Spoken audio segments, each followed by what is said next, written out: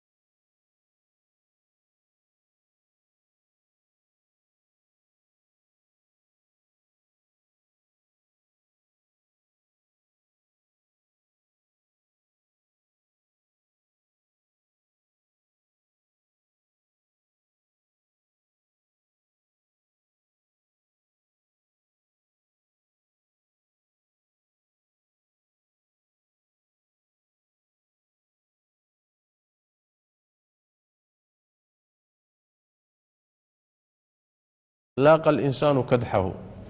ibni aadamkii wixii uu adduunka ku soo rafaaday iyo wuxuu ka soo shaqeeyey markaa wuu hayaa wey. ayib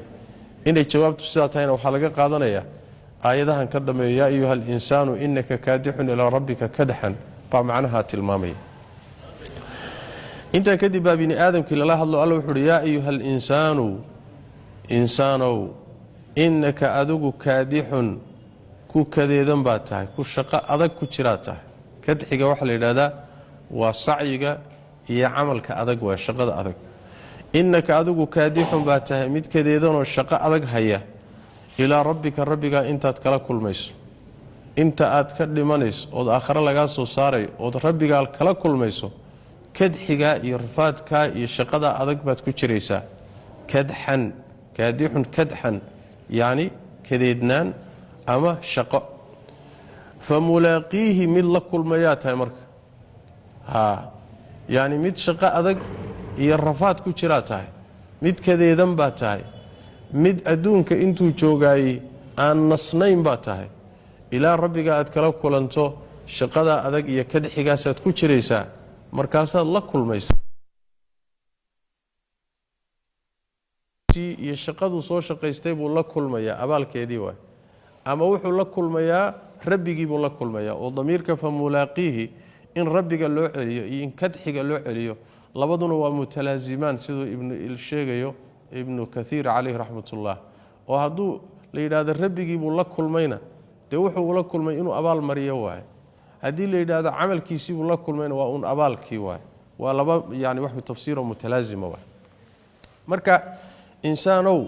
adduunkan intaad joogtaay dhib iyo kadeed iyo qaxar baad ku jiri waay, shaqo adag waay.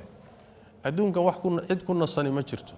ilaahayga abuurtay tabaaraka wa tacaala uguma talagelin inay noqoto daar lagu nasto. waa daar ciddii joogtaba ay diyaar u tahay shaqo adag iyo rafaad. cawaaridaas adduunka maraysa iyo ruuxii inuu shaqo ku jiro camal buu ku jiraa. ayib fa amaa man ruuxii marka waad la kulantay, waa tagtay adduunkii iyo dhibkiisii iyo rafaadkiisii waad dhaaftay. rafaadkaasi adduunka iyo kadeedkaa lagu jiray shaqada adag markii la dhinto ayuu ruuxna ka nasanayaa, ruuxna markuu dhinto ayaa shaqo adag u bilaabanaysaa. saas daraaddeed baa nebigu wuxuu uhi sal alla alay wasalam dadku markay dhintaan waa mustariix iyo mustaraaxun minhu. midna markuu dhinto dhimashaduuba ku raaxaystaa oo adduunka dhibkii ku hayay iyo rafaadkii adduunyadu kaga nastaa, waa muuminka ruuxa wanaagsan waay. midna waa laga nastaa oo markaasuu isaga rafaad baa u bilaabanayaba, waa markuu qabriga gala geeridaba intaan naftu ka dhicinba markii lagu soo xaadiro ilaa qabriga markaasuba kadeed iyo dhib cusub bilaabaya. taasaa laga warramaya marka. fa amaa man ruuxii uutii la siiyey kitaabahu kitaabkiisa la siiyey waa diiwaankii camalkiisa ku qornaa, biyamiinihi midigtiisa laga siiyey. aakhare markii laysa soo saaro waxaa laysu qaybinayaa dawaawiintii riboodyadii dadka laga soo diyaariyay ay ku qornaayeen oo malaa'igtu soo diyaarisay ayaa laysu qaybinayaa. ayib fa amaa man ruuxii guutiya la siiyey kitaabahu diiwaankii camalkiisu ku qornaa biyamiinihi midigta looga dhiibo midigta laga siiyo, fa sawfa yuxaasabu waa la xisaabin doonaa xisaaban xisaab yasiiran oo fudud. wayanqalibu wuu gadoomi oo wuu noqon ilaa ahlihi ehelkiisa xaggiisuuna u gadoomi. xisaabtaa fudud marka la xisaabiyo ehelkiisii iyo reerkiisii jannada ayuu xaggooda u gadoomayaa, masruuran xaaluu yahay mid la farax geliyey. calaamadu waxay u tahay marka qiyaamada la yimaado maxsharka la yimaado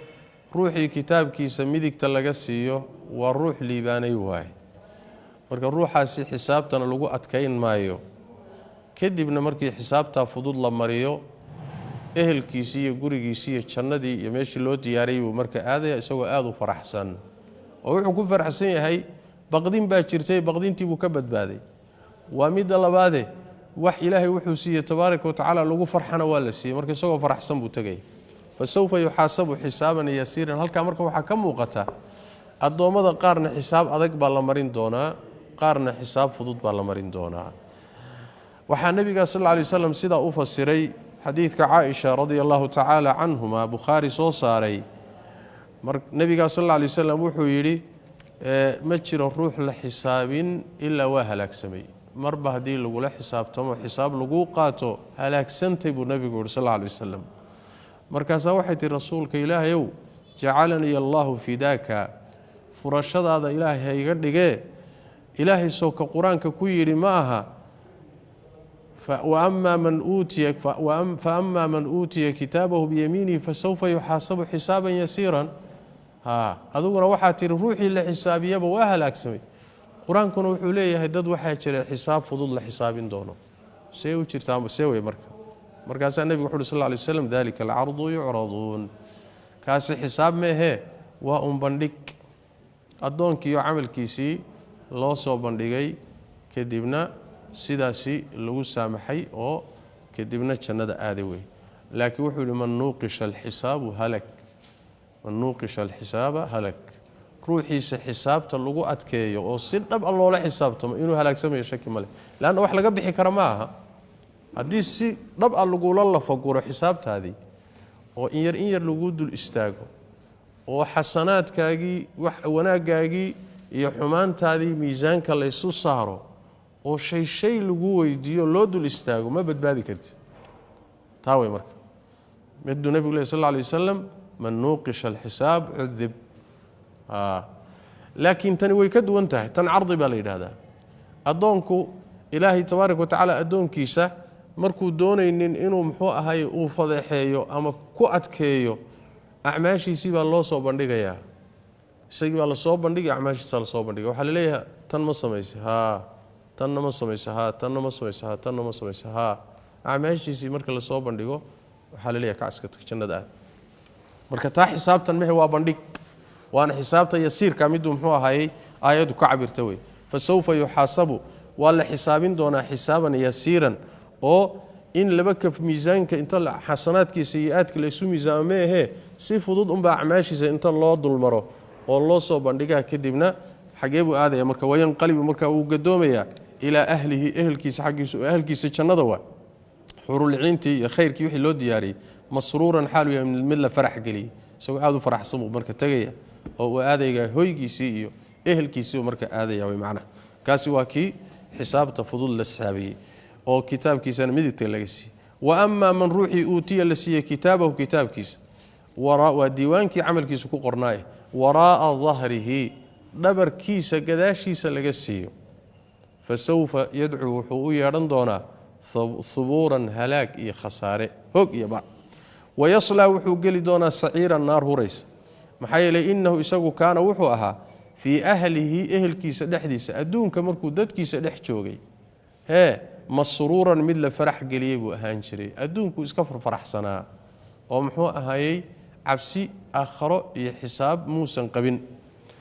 innahu isagu dhanna wuxuu maleeyay adduunka markuu joogay wuxuu maleyn jiray allan yaxura inuusan soo noqonaynin balaa arinku saama ah suu mooday ma aha ee inna rabbahu rabbigii kaana wuxuu ahaa bihi isaga basiiran mid arkayuu ahaa waa lala socday waana la arkay waa laga warhayay seen loo soo celinaynin marka ma bilaash baa in laga warhayo oo lagu arkayo oo lagu daba socdo oo ma bilaash baa seen loo soo celinaynin waa tayib kan waa qaybtii labaad waa dadkii ahlu naarka ahaa waa dadkii gaaladii munaafiqiintii wixii la halmaalay way cusaadii way ayaga wax weeye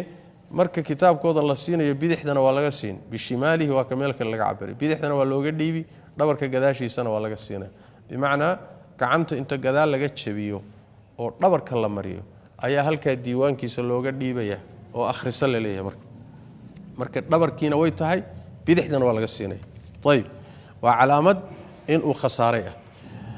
markaas uu calaalaya oo hoogayo ba ay leeyahay oo uu u yeedhanaya muxuu halaag iyo khasaaro u yeedhanaya mana helayo hadduu xataa 100 goor bariyo toma hal ay halaaga yiraahdo hoogayo ba dhaho ma helahay tiiba ma la helaynin macna tayib naar huraysu galaya maxaa yeelay adduunka markuu joogay cabsi muusan qabin murug aakhira muusan qabin diyaar garow ma lahayn nin iska faraxsan adduunkiisa ku xasiloon buu ahaa sidaas way macna baynama dadka muuminiintii adduunka markay joogan waa baqayaan ehelkooda markay dhex joogan yani ehelka waxa way markaad qaraabadaadii iyo dadkaagii iyo ilmaadeerada iyo tolka iyo markaad dhex joogto waa meesha ruuxu aaminka ku noqdo way halka markay joogaan muuminiintu ilaahay bay ka baqaan ruuxa kaleetana yani meeshaas wax way yani wax way muxuu ahay faraxan loo baahnayn iyo kibir iyo yani wax buu galaya macna waa ka ilaahay muuminiinta ku sheegay inna kunna fi ahlina mushfiqiin markaan dadkanaga dhex joogna waanu baqi jirnay kuwanina markay dadkooda dhex joogaan ayay farax kibir bay faraxsanaan jireen saas macna فسوف محوها واما من روحي اوتي لسي كتابه وراء ظهري دبركيسا غداشيسا لغا سيي فسوف يحاسب فسوف يدعو وحو يران دونا ثبورا هلاك ويصلى وحونا قلي دونا سعيرا نار هريس انه اسغو كان وحو هذا وحو اها ادونك مركو جوغي في اهله اهلكيسا دخديسا وحو اها قرابديسي اهلكيسا دخدودا مركو جوغو مسرورا كل فرح قليبها فرح قليل اسك فرحسن بوايو آخره مرugteedii iyo walbahaarkeeda ayna hayninba innahu isagu dhanna wuxuu maleeyay allan yaxura inuusan soo noqonaynin yani waxa way waa dhimanaynaa qabrigan ku dhamaanaynaa xisaab ma jirto isa soo celin ma jirto saasuu rumaysnaa maba in la iska daba imaan doono warkiisa uma jirin yani jadwalka uma jir bala iska dhaafe inaan la soo celinayna arinku ma ahee إن ربه ربيجي وهو إن ربه ربيجي كان وحابيسك بصيرا من أركيا محل جوده أركيا بمعنى وحويان إن لسوء لنا يوحاك تصيا الله تبارك وتعالى أرجع وأركيا ولا صعشة ولا صعدة علمك أولي أعماش السمين يو يعني وحوي إلى علينا يو ملائكة الله دري وحن لقى قري كل ما حكوا تصيسا إن لسوء لين دونه أو يعني وحوي أبالك سلام مرين دوره ويمعنى بلاش ما مرك إله إنه أركيه سو علم بكتوسه بمعنى فلا أقسم وأن دارنا هل كهره فسوف يحاسب حسابا يسيرا وحاسقا وإمام أحمد وصوصاري النبي صلى الله عليه وسلم الصلاة دحدة إنه كدو حيسنشري اللهم حاسبني حسابا يسيرا وحديث صغير إله حسابي حساب فضود النبي كدو حيسنشري سيدا حديث عائشة كسبا نعم فلا أقسم بالشفق والليل وما وسق والقمر إذا اتسق لتركبن طبقا عن طبق فلا أقسم وان دارن بو الله يري بالشفق عواويرتان كو دارنيا والليل هبينكي بان كو دارن iyo وما وسق وحو كلميي oo hoostiisa galay والقمر ديحي بان كو دارن إذا غورتي اتسق او dhamaystirmo ururo intaasaan ku dhaartay buu alla yiri la tarkabunna bini aadamkiyo waad fuulaysaan dabaqan xaal aan dabaqin oo xaal ka dambeeya xaalada kala dambeeyaad mari doontaan oo fuuli doontaan waa tayib fama lahum maxa usugnaaday marka oo la yu'minuuna xaal ayna rumaynaynin fama lahum maxa usugnaaday la yu'minuuna xaal ayna rumaynaynin arrimuhu markay saa u cadaadeen aayaadku saa u cadiin maxay u rumayn laayihiin وإذا قرتي قرئ الأقري عليهم كركوذا القرآن كينا لا يسجدون محي أسجود لأيهن محي أتكن لأيهن إلهي أعابد لأيهن بل إسكبر دافع الذين كوا كفروا كفريي يكذبون ويبينين يعني وحال شيء يردن ما أقوله والله ألنا أعلم وحو أكسون يهي أمد علم بضوي أما أعلم وحو يهي بما شيء يوعون أي قلبك كو قرصنا وحي قلبك كو ويلين يعني وقلوبتooda ku qarsoon oo ku jirana ilaahay waa ogsoonyahay fabashirhum ugu bishaare bi'adaabin adaab ugu bishaare aliimin oo xanuujiya illa laakiinse istithnaa munqati'a wa illa laakiinse alladina kuwa aamanu rumay oo wacamilu samee as-salihat amaliyalka wan wanaagsan lahum waxa usugnaaday ajrun ajr ba usugnaaday ghayru mamnuunin oo aan la goynayn kullu goynaya aan ahayn yani wax way mana nusqaamayo mana go'ay طيب الله وحكو دارتي تبارك وتعالى شفقة وحل يدهدا عند أكثر العلماء سلفا وخلفا علماء بدن كود سي قبان وعواويرته يعني وحوي قرحدو markay dhacdo guduudka ka muuqda jihada ay qorraxdu ka dhacday guduudkaas la yiraahdaa yani guduudkaas wax la shafaq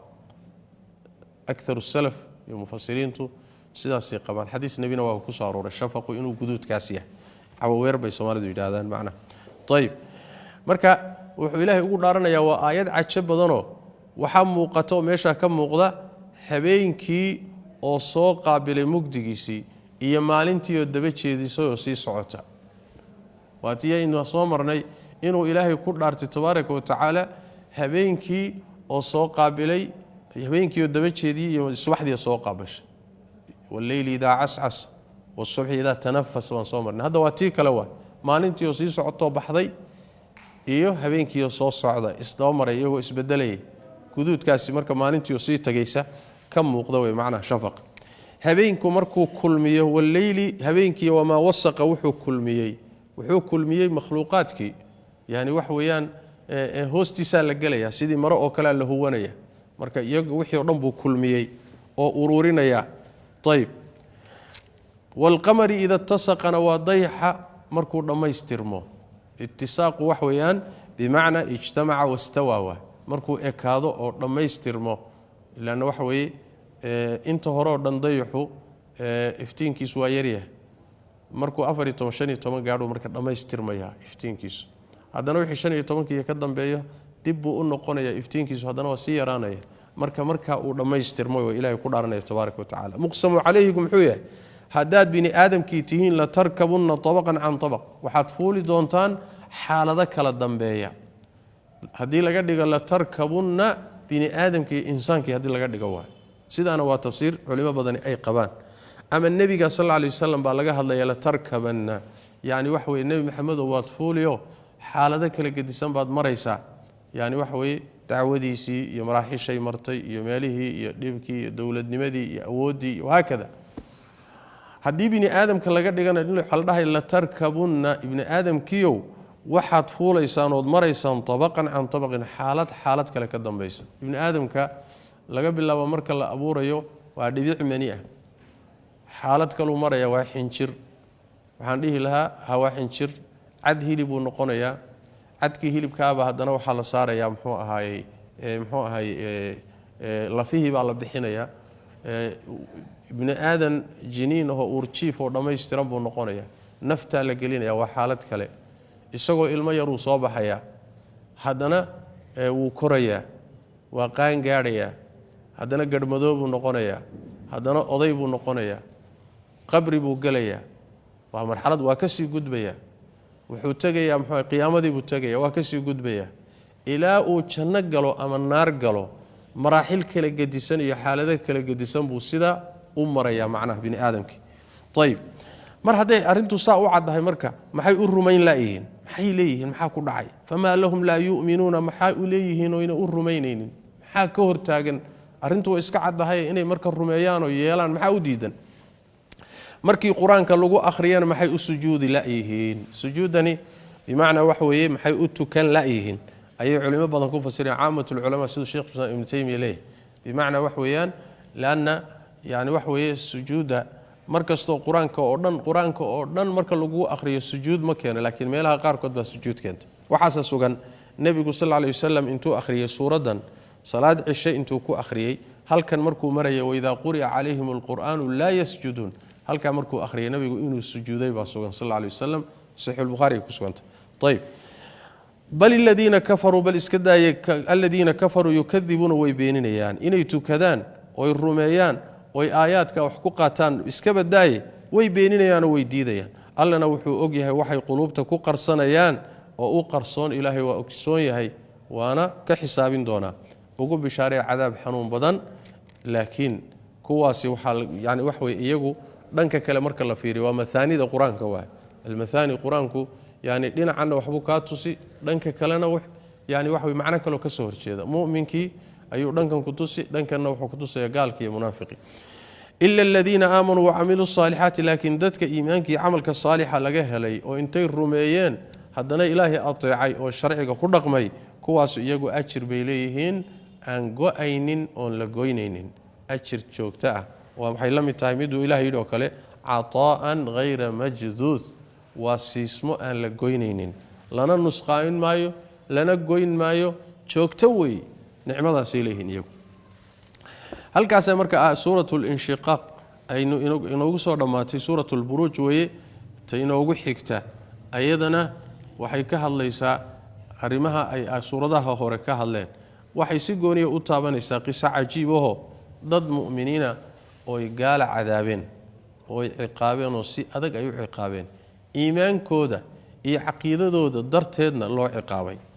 kuwaasay si gooniya uga hadlaysaa alla wuxuu yidhi tabaaraka wa tacaala wassamaa'i samadii baan ku dhaartay daatil buruuji burjiyada u saaxiibka ahayd walyowmi maalinkii baan ku dhaartay almawcuudi ee la yaboohay washaahidin ku xaadiraan ku dhaartay ku jooga wamashhuudin iyo ku la xaadiray mid jooga iyo mid la joogaan yaan ku dhaartay intaasaan ku dhaartay qutila waa la lacnaday asxaabul ukhduudi jeexjeeximadii ama jeexjeexyaalkii kuwii u saaxiibka ahaa kuwaasaa la lacnaday assamaa'i daati alburuuj allah tabaaraka wa tacaala dhowr shay oo makhluuqaadkiisa ka mida ayuu ku dhaaranayaa suuradda bilowgeeda shayga dhaarta keenayna wax weeyaan qoladaa aan sheegnay oo mu'miniinta cadaabo iimaankoodii caqiidadooda darteed ku cadaabay ayaa lacnad ku dhacday ayuu ilaahay ku dhaaranaya tabaaraka wa tacaala marka shayga koobaad ee alla ku dhaartay waa samada daati alburuuj buruujtaasi laba macnoba waa la yidhaahdaa waa manaasisha qoraxda iyo dayaxu waxay leeyihiin meelo boosas ah oo ay maraan oo qoraxduna mudday ku goysaa dayaxuna mudduu ku gooyaa yacni waxa weeye waa manaasil meelo ilaahay ugu talagalay oo ay baryaan markay socdaan oo wareegayaan ayib wareegoodaas ay maraan buruuj baa marka la yidhaahdaa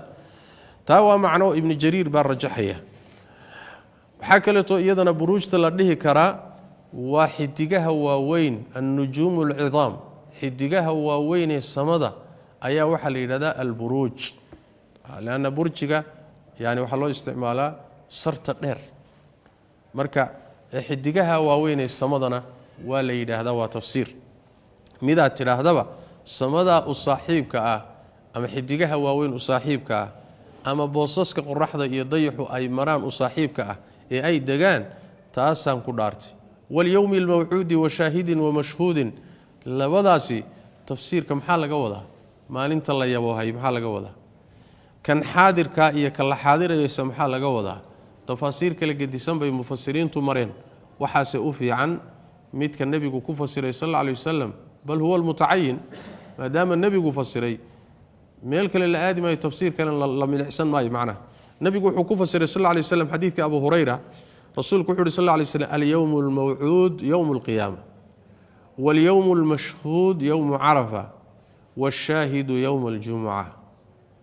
nebigu wuxuu uhi sal alla alay wasalam alyowmu almawcuud maalinka la yaboohay waa maalinta qiyaamada saas daraaddeed waxaan leenahay walyowmi almawcuudi leanna addoommada ayaa la siiyey yaboohaas ballanqaadkaas in ay jirto maalin soo socota oo qiyaamo la yidhaahdo oo abaalkooda ay heli doonaan maalinkaa laysu yaboohay marka waa maalinka qiyaamada walyowmu almashhuud buu nebigu sal alla alay wasalam mashhuudka waxaa la yidhaahdaa waa yowmu carafa maalinta carafa iyadana waa yowm mashhuudo khalaa'iq aada u fara badan baa banka qiyaamada shaahidoo imaanaya malaa'ig ilaahay baa imaanaya allah samada soko u soo degaya mashhuudkuna waa yowmu carafa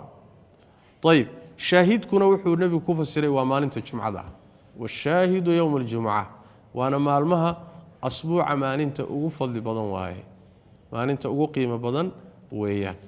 sidaasuu marka nebigu ku fasiray sal alla alay wasalam tafsiirka nebiga ayaynu marka maraynaa xadiiska tirmidi iyo axmed yaa soo saaray waana xadiis saxiixa wey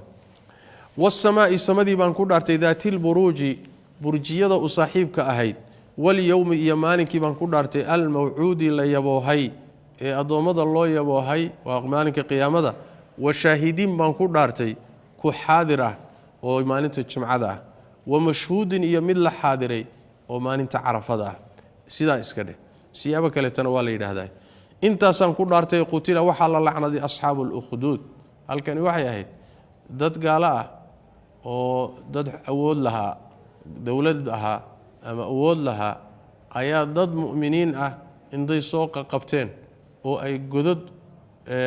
dheerdheer u jeexeen oo ay dab ku shideen ayay dadkii mu'miniinta ah soo ururiyeen markaasay dabkii ku gureen waxay u gubayaan ay u cadaabayaanna wax kale ma ahee ilaahay baan rumaynay keligii baan rumaysannahay iyo ma ahee yacni waxa weeye waxaan aan rumaysannahay iyo caqiidadanadan khaldan nala soo gala taasaa loo cadaabaya maxaad ilaahay keligii u rumaysan maxaad keligii yacni wax way u caabudaysaan taasaa macnaha cadaabka iyo dhibkaa loo mariyay dadka mu'miniinta marka Allah wuxuu yidhi intaasaan ku dhaartay qutila waa la lacnaday asxaabul ukhduudi jeexdimaha kuwii u saaxiibka ahaa waa jeexdimihii dhulkii ay jeexjeexeen iyo godadkii ay dabka ku shideen waa asxaabul ukhduudi jeexdimaha asxaabteedii baa la lacnaday annaari naarta asxaabteedii baa la lacnaday dabka asxaabtiisii naartii daatil waquudi يعني waxa weeye huritaanka u saaxiibka ahay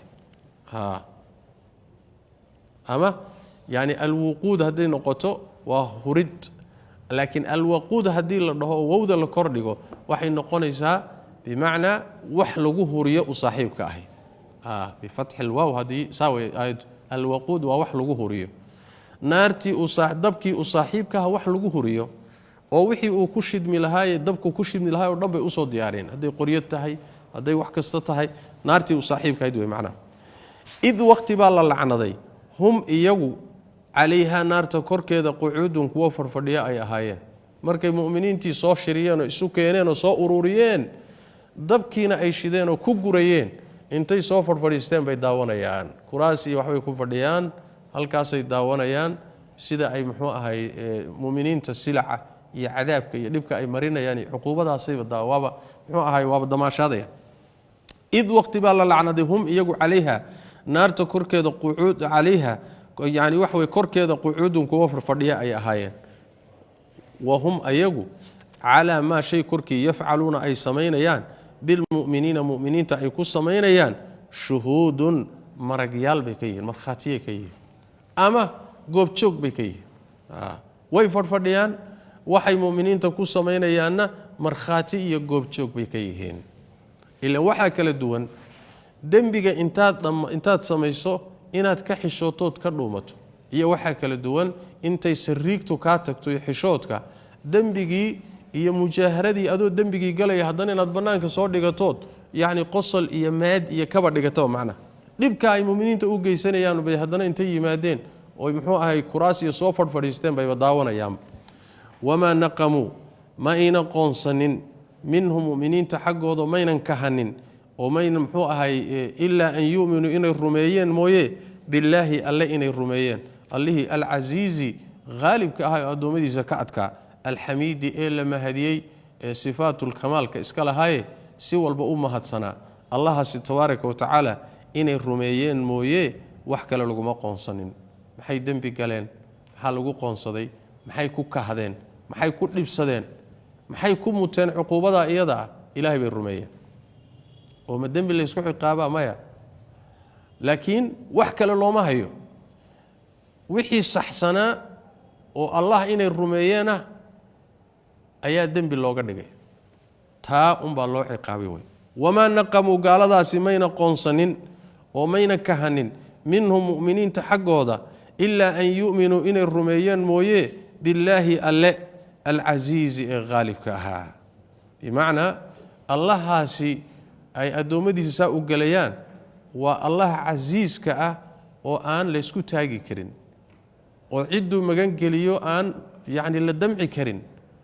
oo adoomadiisa sidoo doona ka yeeli karo ka adag way allaha way allahi adoomadiisa ay saa u galayaan muuminiinta alhamidi illa mahadinayo allaha mahadda mudan waay yaani laano wixii la isku mahadiyo nicmaan isaga bixiyay wanaagoo dhan isaga ku sifaysan rabbi tabaaraka wa taala marka waa xamiid alladhi allahaso lahu isaga keligii ay u sugnaatay mulku samaawaati samaawaadka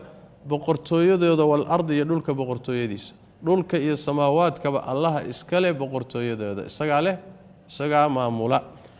wa huwa alla ala kulli shay'in shay kasta korkiisana shahiidun markhaatibu ka yahay waa ku ka markhaati ah wax kasta oo dhacayna waa la socdaa allaha samaawaadka iyo dhulalka leh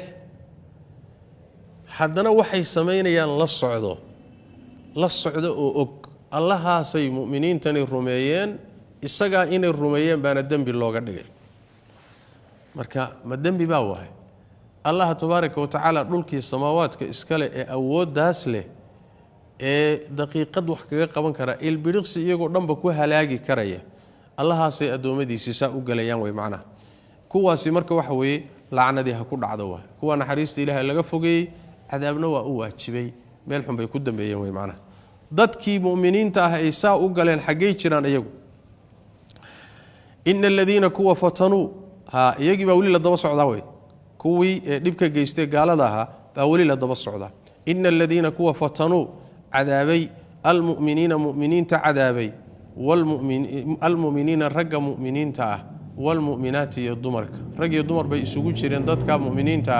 العذابي أي عقابين رجع يضمر بيسوق جيرين إن الذين كوا فتنوا عذابي المؤمنين مؤمنين ترجع والمؤمنات كوا ضمرك ثم مركا كدبنا لم يتوبوا أن كسر نقن خلت كي جلين إنتي نولايين ونفت كجرت أن دبيك كسر نقن فلهم وحاء نادي كوا عذاب جهنم عذاب كذا إليه ولهم وحاء نادي عذاب الحريق يعني عذابك وحجبه ما دام أيدتك جبين أيجنا أبالك وإن لجبه جهنم إن لجود هذه يكون جبتان أبالك كاوي إن الذين كوا آمنوا رميدتك دبك اللوجيست المؤمنين تهدبك اللوجو قري أيجوا كوا حالك وذمرك إن الذين كوا آمنوا الرمي أو عملوا سمي الصالحات عمليالك وناسا حقي بالرميين كدبنا ويكون رقمين لهم وحائق أسقنا ذي جنات السندوين أو تجري أي سعته من تحتها هوست الأنهار وبياشي أي قلقليان ذلك كاسان الفوز الليبانتية الكبير أي وينيت أيجو أدون كان ويبكر يستنبا ولا عذابي ولا جوبي تبع الوجود هذه ويدنتين ويدافين ويكرستين إلهي وحقوق بدلي السندوين ووين وبياشو قلقليان برواقضا سيهلين إلهي با تبارك وتعالى الليبان تاسي مركا أدونيك يدبكي سيوي بكنا ستيم ومين الدرسانين سيدا سالاليه داد كان مركا سيدا الله قلي يكوى سيدا أو قلي يعني وحويان يعني معدا ييهين لكن علماء قاربا waxay ku fasiraan inay qoladan yihiin qoliyo nabigu sallallahu alayhi wasallam oo ku sheegay xadiis ay muslim iyo ahmed iyo soo saareen min xadiis suhayb oo rasuulku sallallahu alayhi wasallam qiso uu ka waramay qisadaas ay qaarkood iyo aayadan ay isku fasireen waxay yiraahdeen dadkan muuminiinta sida u galay waa kuwa uu nabigu xadiis kaga sheekeeyay sallallahu alayhi wasallam xadiiskan marka la soo koobo qisadiisu waxay ahayd nin waxa jiray boqor ah wuxuu lahaan jiray marka nin saaxir ah yani oo wax u sixra ninkii baa duqoobay saaxirka ahaa kadib boqorkii baa wuxuu ku yiri war aniga waad aragtay waan duqoobay waxa sameeyay wiil dhalinyaro fahmo badan oo aqli badan ii keen cilmigan sixirka aan baro booskayga suu kugu galo wiil yar buu keenay ninkii boqorka ahaa wiilkii yaraaba marka ninka saaxirka aadi jiray oo wax ka soo baran jiray jidkii uu hayay ee uu sii socdo soo socday ayuu maalmaha kamid wuxuu kula kulmay wadaad iska duurgal ah oo meel isaga cibaadeysanay ayuu sii maray uu ku leexday marka wadaadkii wuxuu sheegay dhageystay wadaadku waa wadaad ilaahay ku xidhan ilaa kaliya rumaysan wadaadkii warkiisii buu ka helay wiilkii kadib wuxuu sameeyaa wiilku markuu subaxdii darsiga u sii socdo uu sii maraa uu la sii fadhiistaa darsi buu ka qaataa wadaadkan oo duurgalka oo raahibka saaxirkii buu u tagaayo darsigu ka soo qaataa markuu ka yimaadana wuu soo maraa oo xaafadda u sii socdo wuu daahi marka darsigii saaxirku ka daahaya saaxirka marka garaaca wuxuu ku yiraahdaa xagee ku daahday wadaadkii buu u sheegtay wuxuu warniyo waa la garaaca maxaan sameeyaa wuxuu yiri waxaad sameeysaa markaad saaxirka u tagto waxaad ku tiraahdaa gurigii waan ku soo daahayo yani gurigii bay hawliyo wax ka jireen oo xaqan ku soo yara daahay sidaas ku soco suu sidii ugu socday ayuu maalmaha kamid wuxuu ku soo baxay jidkii uu hayay xayawaan aad u weyn oo jidka fadhiya oo dadkii jidkii ay mari la yihiin oo tuban yihiin oo ka baqayaan wiilkii yara dhagax yar buu qaatay wuxuu yiri ilaahu maanta ayaan kala ogaan ma wadaadkaas wuxuu haysto ayaad adigu jeceshahay oo wanaagsan mise saaxirkan wixii saxsan oo jeceshahay maantan kala ogaanay dhagaxii buu qaatay markaasuu yidhi ilaahu haddii arrinka wadaadka suufiga ah ee duurgalka arrinkiisu hadduu fiican yahay ilaahu daabadan ku dil dhagixii buu tuuray daabadii meeshay ka baxday dadkii jidkay mareen arrin weyn bay noqotay marka wiilkii yaraa wadaadkii buu u yimid arrintii buu u sheegay wuxuu yidhi adeer maanta adigaaba iga khatarsane laakiin waa lagu imtixaani doonaa waa lagu ciqaab waa lagu cadaabi doonaaye waxaad samaysaa markii lagu helo hay soo tusin cidna hay tusin hay sheegin waayahay wuu ka tegey wiilkii yaraa cajab buu noqdayoo wuxuu noqday nin daaweeya cudurrada khatarta ah dadka indhala-aanta ku dhasha dadka baraska qaba cudurrada laga quustay oo dhan inuu daaweeye noqotay nin marka waxaa jiray boqorka dadka la fadhiista ee golihiisa fadhiistee la taliyaashiisa ka mid ah oo la shaqayn jiro indhabeelay baa jira ninkii boqorka ahaa ninkii indhabeelay ayaa wuxuu ka war helay waxaa jira wiil yaroo dhallinyaro ah oo dadka indhabeelay daaweeya wuu soo tegay ninkii hadiyad fara badan dhaqaal xoolo badan buu keenay wiilkii buu u yimid wuxuu niyo xoolaha meesha yaallo dhan adaa iska leh haddaad indhahayga ii soo celiso wuxuu ku yidhi war anugu indhama soo celiyee ilaahay baa indhaha bixiyee haddaad ilaahay rumayso ilaahay baan kuu baryo waan kuu ducayn kadibna ilaahay baa indhaha kuu soo celinahay waayahay waa islaamayaa waay haddaaban indhahayga celayo haddaan indhahayga helayo waa rumaynaya waa rumeeyey maalintii dambe isagoo indhihiisii qabo wax arkahaya ayuu boqorkii la soo fadhiistay boqorkii waa yaabay wuxuu yidhi war indhaha yaa kuu soo celiyey rabbigay baa ii soo celiyey ma anigaad iga wadaa buu yidhi ilaa boqorkan isagaaba rabbi soo haystaba maya wuxuu yidhi adiga iyo anigaba allah baa rabbi noo ah yaa xageed waxa ka keentay kadib ha la qabtuu yidhi waa la qabtay waa la ciqaabay xageed ka keentay baa wax ilaa boqorkan isagaa dadkan uu haystaba isagaa ilaahba u ah isagaaba rabbi u ahba rabbi kalaba ma rumaysan waa la soo qabtay waxaa la yidhi xageed ka keentay markii la ciqaabay oo la dhibay buu wiilkii yaraa wiilkanuu yidhi wiilkii baa la soo qabtay wiilkii baa la ciqaabay waxa la yidhi xageed ka keentay wax markuu adkaysan waayey wadaadkii suufigaa buu yidhi kan ruwaahibkii juur ku jira kanaa i baray wax wadaadkii baa la soo qabtay isaga lagama hadlinine halkaas madaxa dhexdiisa inta laga saaray miinshaar baa isaga dhan laba qaybood loo kala gooyey kii la taliyaha boqorka ahaana isagana inta la soo qaabtaa la yidhi halka inta laga saaraa isagana laba loo kala gooyey wiilkii baa soo hadhay wiilka marka rajaa laga qabaa cilmigii sixirka ee boqorku u baahnaa isagaa xambaarsan in durba laga takhaluso markaba lama rabo laakiin in loo caga jugleeyo oo uu waxan ka soo noqdaa la rabaa shaqadana hayo wiilkii dhallinyarada ahaa wuxuu u dhiibay ciidan buu u dhiibay wuxuu ihi qaada oo kaxeeya buur saara buurta heblo korkeeda markaad saarantihiin waxaad tidhaahdaa war ka noqo hadduu ka noqdo ii soo celiye hadduu ka noqon waayana buurta ka tuura buurta korkeedii markuu saaran yahay oy meeshii saareen ayuu wuxuu ihi allaahuma kfiniihim bima shiita ilaah waxaa doontay igaga kaafi buurtii baa gilgilatay iyagii baa ka daatay isagaa ku saaray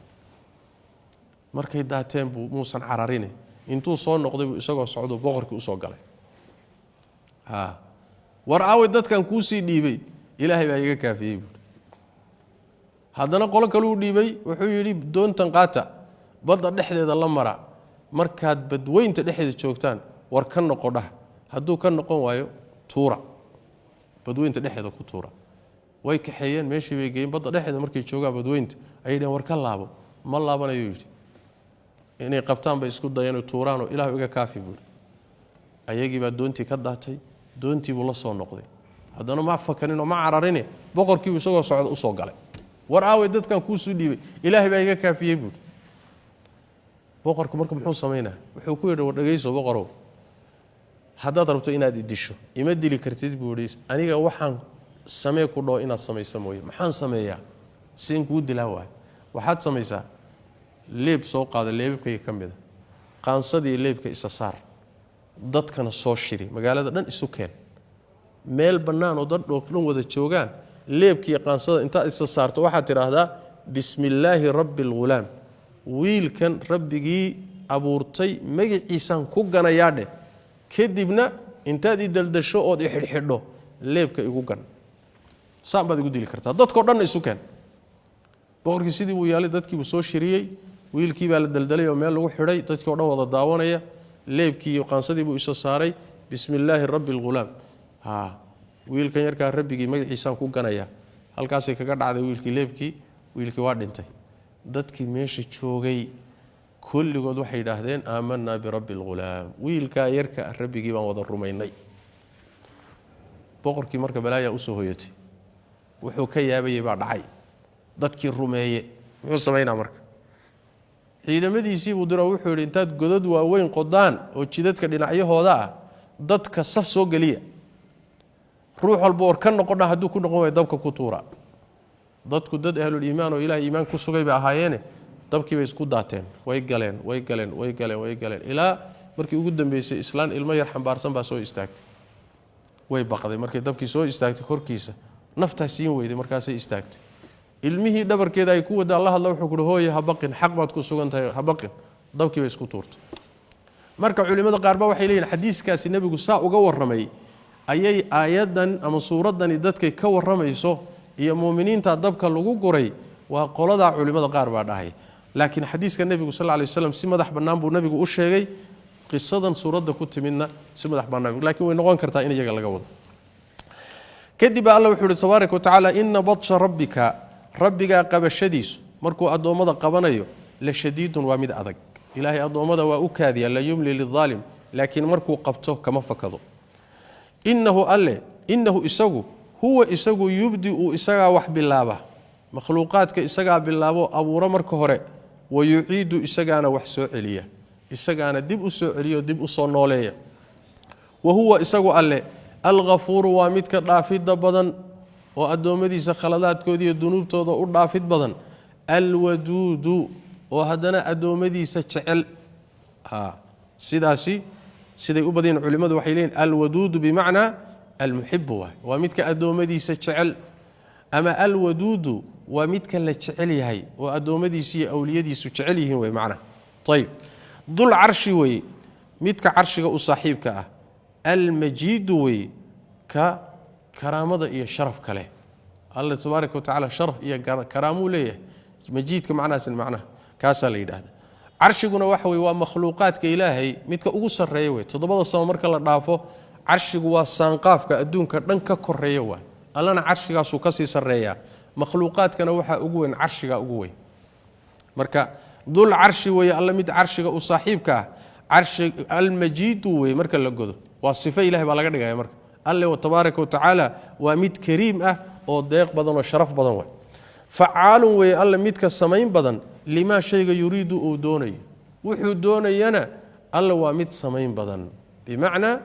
makhluuqaadka kale ma makhluuqaadku waxay doonayaan wax kamida ma samayn karaan laakiin wax kasto uu doono alla wuu samayn tabaaraka wa taala laana kun umbuli ahaw sidaas unbuu ku ahaanaya facaalun waa mid samayn badan lima yuriidu waxa uu doonayo hal ataaka makuu yimid xadiithul junuudi ciidamada warkoodii makuu yimid fircauna fircaun warkiisii makuu yimid iyo wathamuud reethamuud yani ummadihii hore warkooda ma haysa sheekadii ciidamada iyo isbahaysatada ma ku soo gaadhay fircaun warkiisii ma ku soo gaadhay reethamuud ma ku soo gaadheen reethamuud waa qoladii nabi saalax loo diray ma yani see loo galay waay bal iskaba dhaaf alladina kuwa kafaruu gaaloobay waa kuwa nabi maxamed la joogay sallallahu alayhi wasallam fi takdhiibin beenin dhexdeed bay ku sugan yihiin ayagoo ummadii hore wixii la mariyay og yihiin bay hadana beenin ku sugan yihiin ay xaq beeninayaan wallahu allana min waraa'ihim gadaashooda muhiitun mid koobay waay mid ka soo koobay xagga dambu ka koobay maxaa laga wadaa alle tabaaraka wa taala lagama fakan karo gadaashaadan ka koobay dhinacyahoo dhan buu ka koobay saas daraadeed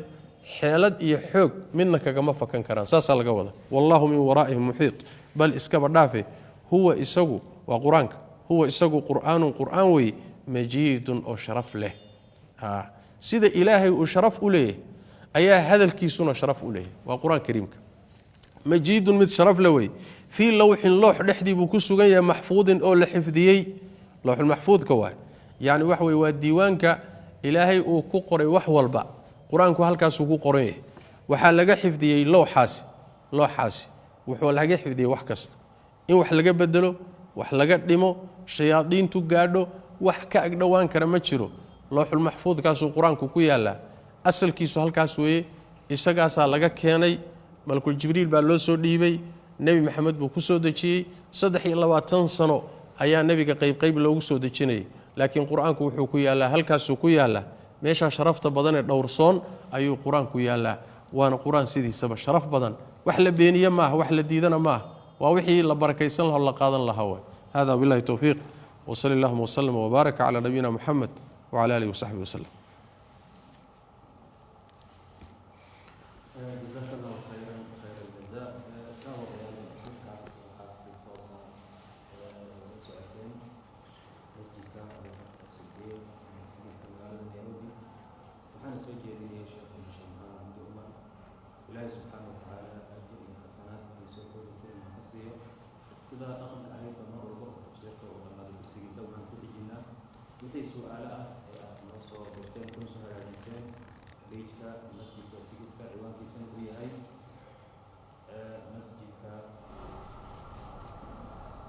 masjidka sigiska isli Nairobi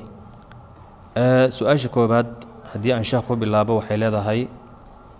dambiyada ramadaanka la galo miyay ka dambi weeyeen dambiyada la galo bilaha kale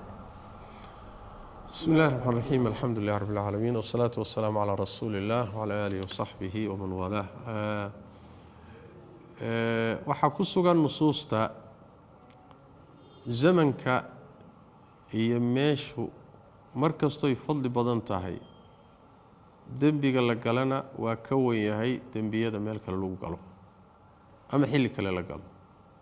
مثلا dambiga aad maka ku gasho oo baladul haram ah wuu ka weyn yahay dambiga aad meel kale ku gashay xilliyada iyo azminada barakaysan ee khayraadka badan dambiga la galo waa ka weyn yahay xilliyada kale dambiyada la galo sidaasi yaani waxa weeye nusuus tilmaamaysa jirta culimaduna sharax badan iyo faahfaahin badan bay ka bixiyeen laakiin fil jumla duuduub ahaan sidaas weeye xilliga khayrkiisu badan yahay dambiga la galana waa ka culus yahay meesha khayrkeedu badan yahay dambiga lagu galana waa ka culus yahay meelaha kale wallahu a'lam jazakallahu khayran su'aashan maan horaan sheekha weydiinay laakiin xagga farsamada awgeed waxaa la maqli waayay jawaabta sheekha iyadii baan ku soo celinay sheekh saa'ilkan wuxuu leeyahay waxaan wadanay markab xoolo noo saarnaayeen xoolihii ayaa naga dhamaaday waxaan is aragnay markab kale oo ay leeyihiin qolo aan muslim ahayn waxayna nagu yiraahdeen xoolaha dhintay ee aad idinka aad wadataan nooga badasha kalluunka aan wadano marka sidii baan yeelnay shariicada maxay ka qabtaa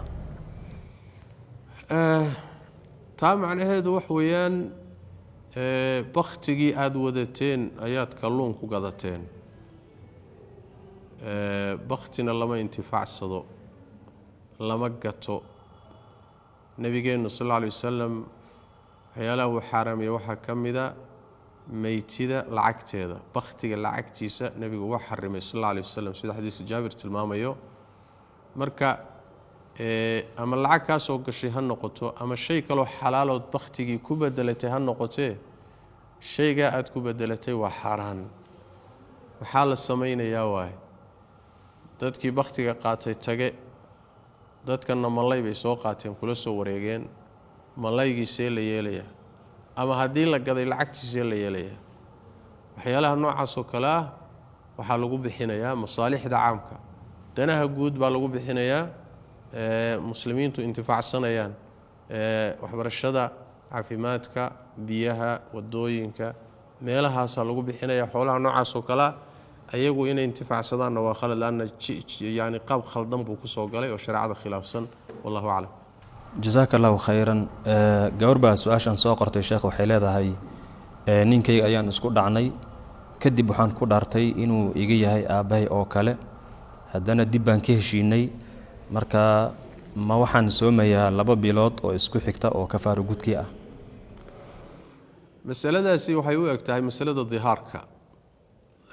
سورة المجادلة إلهي تبارك وتعالى المجادلة كجا ورمي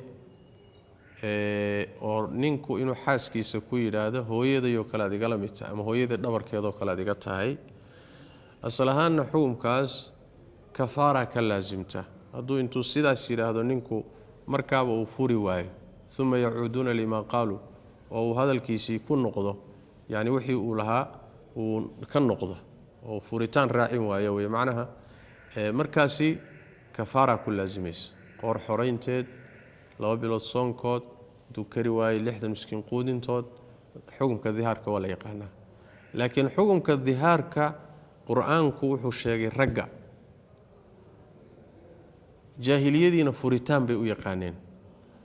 islaamkuna xukun khaas u siiyay oo dhihaar baa laga dhigay kafaara leh xukunkaasi marka ma ragga iska leh mise dumarku waa la wadaagaan oo haday haweeneydu ninkeedu ku tiraahdo aabahayo kala adiga tahay ma dhihaar baa mise ma aha waa misla khilaafiya fuqahadu qaar waxay leeyihiin waa dhihaar oo kale iyadana kafaaradii ba ku waajibaysa qaarna waxay leeyihiin war ma ahe dhihaar waxa sameeyeen cidii wax furi karta quraankuna rag uun inay sameyn karaan iyo ninku inuu sameyn karo sheega mooyana dumar wax dhihaaraya quraanku ma sheegin sidaas daraadeed dumarku wax ma dhihaaraan haday tiraahdo ninkeeda aabahay oo kala adiga tahay waana sida xoog badan waay aabahay oo kala adiga tahay haday tiraahdo yani ma noqonayso kafaaradii dhihaarka laguma yeelanayo laakiin markale waxa laga doodayaa dhaar oo kala miyay tahay oo kafaaradii dhaarta miyaa ku waajibaysa mise waxba laguma lahaabo ihtiyaatan marka dadaalahan kafaaradii dhaarta maadaama tahriimku dhaarta uu yani wax weey la macna noqdo inay kafaaradii dhaarta iska bixiso oo 10 miskiin ay quudiso hadayna haysaninna inay 3 bari soonto sidaasi oo dhaar ahaan marka laga soo qaado mooyana dhihaar ragga iskale ala sahih wallahu a'lam jazakallahu khayran khayr aljazaa sheekh saailkan kale wuxuu leeyahay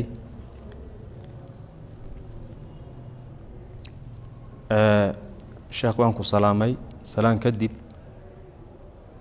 waxaanan soomin sanado badan aniga oo caafimaad qaba haddana waxa igu dhacay xanuunka dhiigkarka ah sinaba uma soomi karo mana soo qaleyn karo ee maxaa igu waajibay haddaad soonka intaad kari kartay kas uga tagtay haddana xanuun kugu dhacay ilaahay u toobadkeen haddaad soomi kartana soo qalee baa lagu dhihi lahaa haddii aadan qalay karayninna ilaahay u toobadkeen dambi dhaaf weydiiso oo cibaadaadka kaleed kari karta badso culimada qaar dhahayna waa jiraan fidiyo iyo raashin hala bixiyo oo soomankii uu ka tagay ha ka bixiyo laakiin soon kas looga tagay fidiyo sharaacadu uguma sheegin yani wax weeye soonka fidiyada laga bixiyo waa soon cudurdaar looga tagay sidaas daraadeed waxaan dhihi lahaa cibaadaadka kale badso inta uun aad nooshahay